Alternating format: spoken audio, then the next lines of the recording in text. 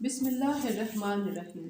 अस्सलाम वालेकुम नाज़रीन, आपको आशु टीवी में खुश आमदीद। इस किस्त के आगाज़ में वज़ीर आलम शाह का सिपाही कोनूर कुछ सिपाहियों के साथ उस्मान साहब को ढूंढ रहा होता है।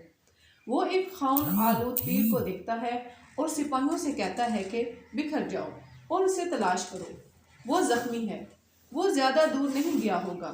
फिर उस्मान साहब को दिखाया गया है जो ज़ख्मी होते हैं और एक दरख्त की ओट में छुपे हुए होते हैं। यूं ही दो सिपाही इनके पास आते हैं तो वो इन दोनों को तीर मारते हैं और फिर सोचते हैं कि मुझे किसी गार में होना चाहिए, ये कहकर आगे बढ़ते हैं। दूसरी तरफ सबूत में एक आदमी ढोल बजाकर ऐलान कर रहा होता है कि उस्मान साहब रवायात को तोड़ने वाला एक बागी है। वो सरजोक रियासत के खिलाफ खड़ा हुआ और फिर भाग गया। वो जब भी मिले इसे सजा दी जाए। ये बात मलन खातून भी सुन लेती हैं।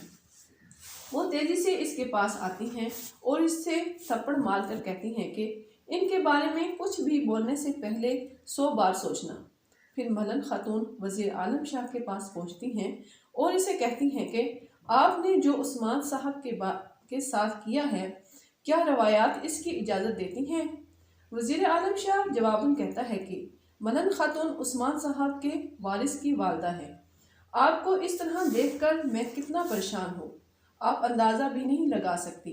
मलन खातून जवाब देती हैं कि मैं आपके चेहरे पर उदासी देख पा रही हूँ, आप अपने आप को परेशान ना करें।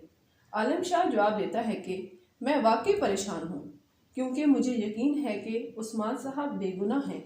लेकिन उस्मान साहब जैसा आदमी अपने सर इल्ज़ाम लेने के लिए हमारे खिलाफ क्यों खड़ा हुआ? जब वो कैद से भाग गया तो कोई ऐसी चीज़ ज़रूर है जिससे वो खौफज़दा है। मलन खातून जवाब देती हैं कि अगर हमारे सरदार को ऐसा लगता है तो ज़रूर ऐसा कुछ होगा। मुझे इनकी बेगुनाही पर कोई शक नहीं है।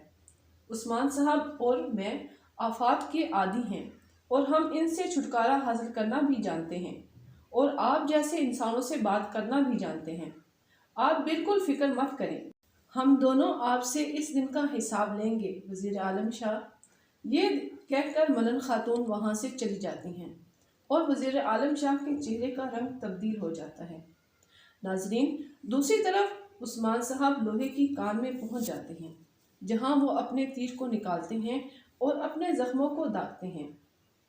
इसके बाद काई कबीले के एक खैमे का मंजर आता है, जहाँ बाला खातून एदिबाली को बताती हैं कि वो उस्मान साहब को कोनिया नहीं ले जा सके, वो उनसे रास्ते में ही फरार हो गए, लेकिन पता नहीं कि अब वो कहाँ और किस हाल में होंगे।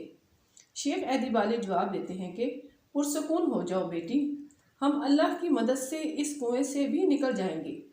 मैं सुल्तान मसूद से मुशावरत के लिए कोनिया जाऊंगा और वहाँ की सूरत हाल मालूम करूंगा।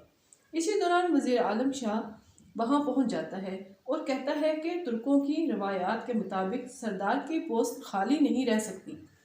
एदिबाली कहते हैं कि काई कबीले का सरदार जिंदा और सलामत है, जब कोई मसला हुआ तो जो ज़रूरी होगा वो किया जाएगा।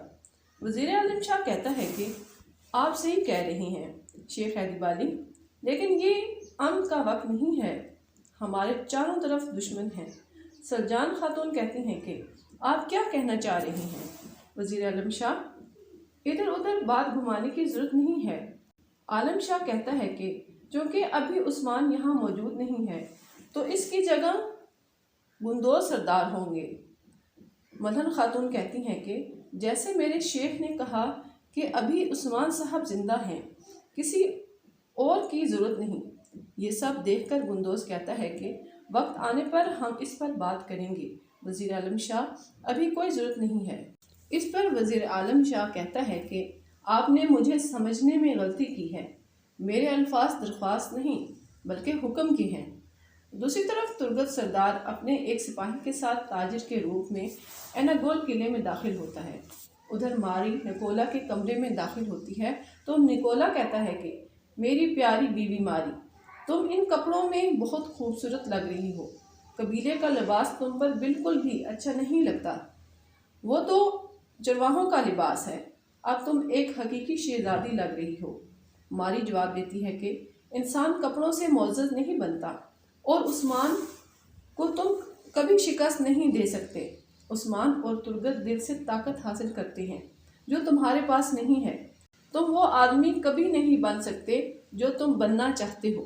निकोला गुस्से से कहता है कि तुम इस वक्त मेरे किले में हो मारी। आज हम पहली बार साथ खाना खाएंगे।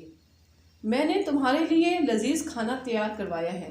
फिर निकोला मारी को कुर्सी पर बिठाता है और खाने का ढक्कन खोलता है जहां इसकी दोस्त कार्नेलिया का पका हुआ सर होता है।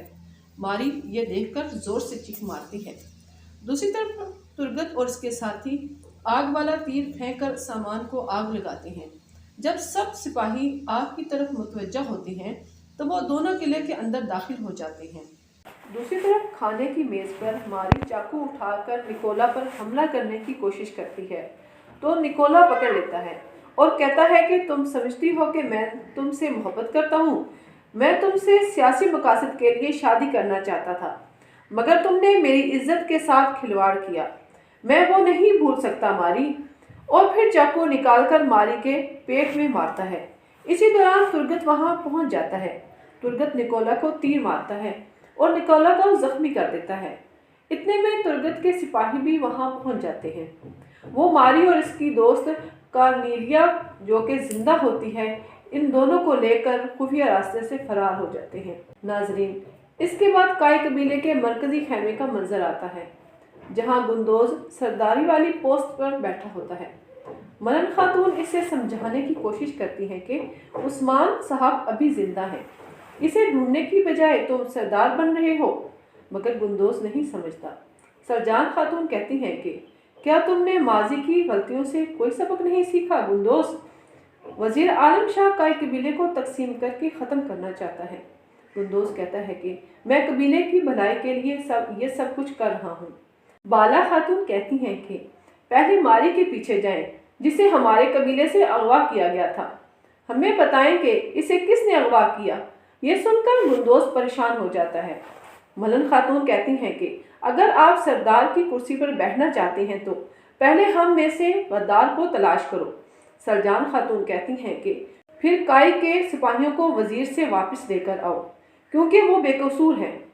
इसके बाद सऊद का मंजर आता है जहां कोनूर वजीर आलम शाह को बताता है कि हमने उस्मान को हर जगह से तलाश किया मगर इसका कहीं सुराग नहीं मिला। हम सुबह होते ही इसे दोबारा ढूंढेंगे। वजीर आलम शाह कहता है कि उस्मान को ढूंढते ही पकड़ लिया जाए।